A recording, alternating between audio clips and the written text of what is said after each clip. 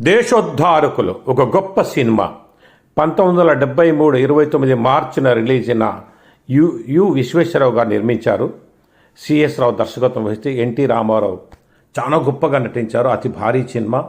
నేటికి ఆ సినిమాలో ఉండే ట్విస్టులు, ఆ తర్వాత ఎంత అది కమర్షియల్గా ఎంత గొప్పగా ఉంటుందంటే ఒక బ్యాంకు దోపిడీ గురించి సినిమా, చక్కని పాటలు. కాకపోతే ఇది ఎన్టీ రామారావుకు తొలి సాంఘిక రంగుల చిత్రం. అలా అవకాశం తర్వాత ఆయనకు ఏది కలర్ఫుల్ చిత్రాలు వచ్చేది కాదు. నాగేశ్వరరావే కలర్ చిత్రాలు అప్పటికే దసరా బుల్లోడు, ప్రేమనగరు, బంగారు బాబు వచ్చాయి.